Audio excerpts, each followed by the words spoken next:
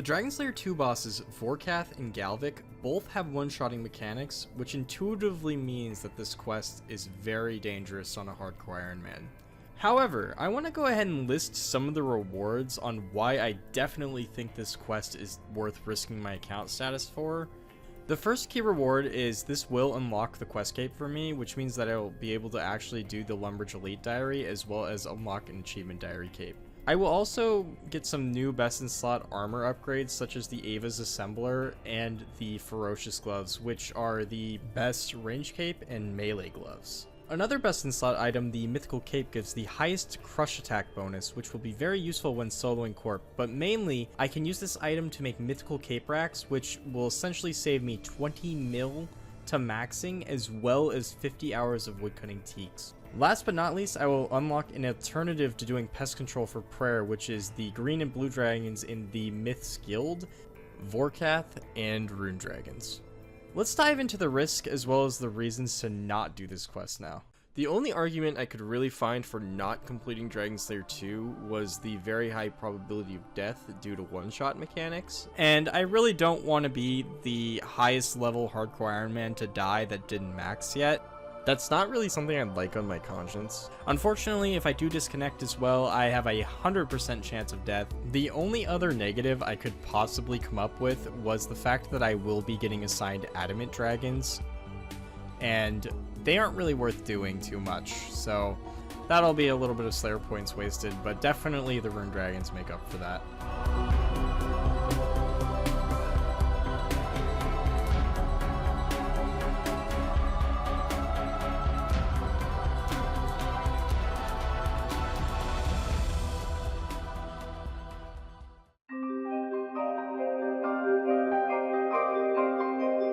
Every journey begins with a single step.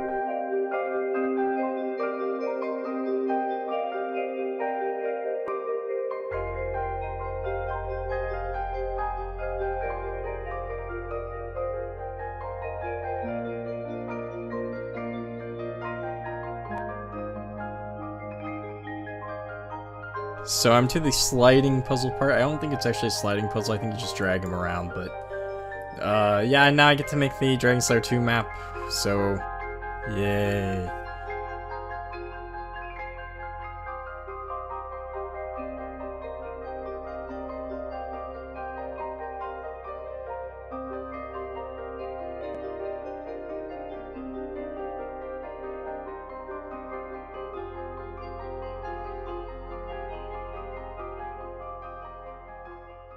Robert the Strong is the first boss during Dragon Slayer 2. It's said that he is an ancestor of Bob the Cat, and pretty much his max is only an 18 with prey range up, but he does have a special attack which does hit in the upper 40s, so you still have to play around that and run to a pillar whenever that happens. Pretty easy fight.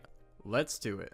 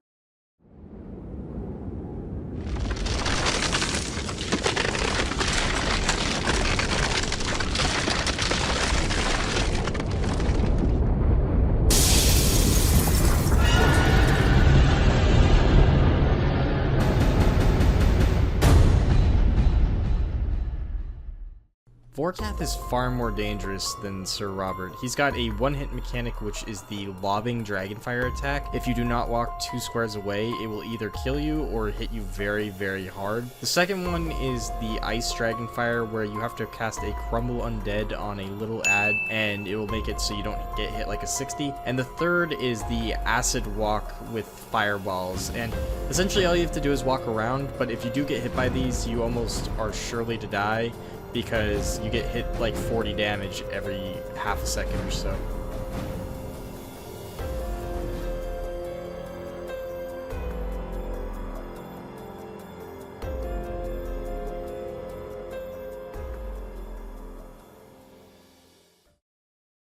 I'm still fighting it. Die! He's dead!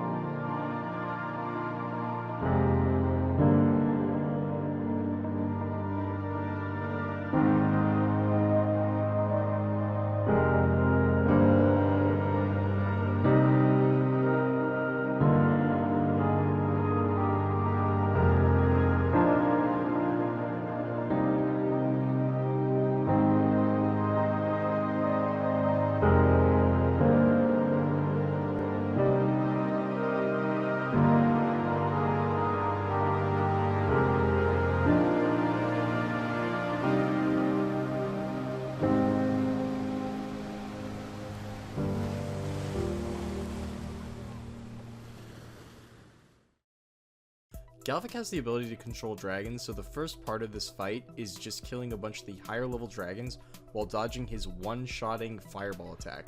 The only difference between this and the Vorkath one is this one will kill you even if you are 1 square away, not do half damage.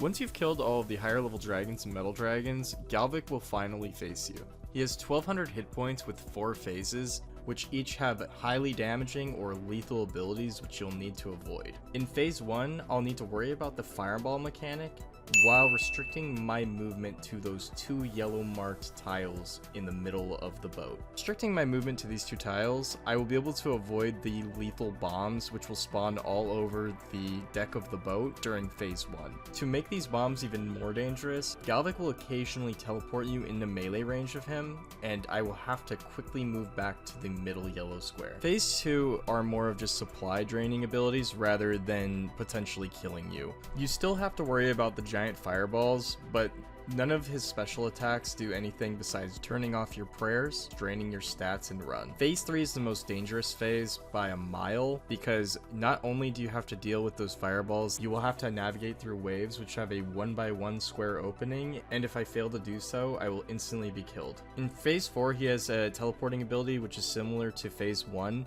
and on top of this, he will throw rocks at you which will stun you indefinitely, followed by the fireball attack. Essentially, if you get hit by a rock, there is a very high probability of death.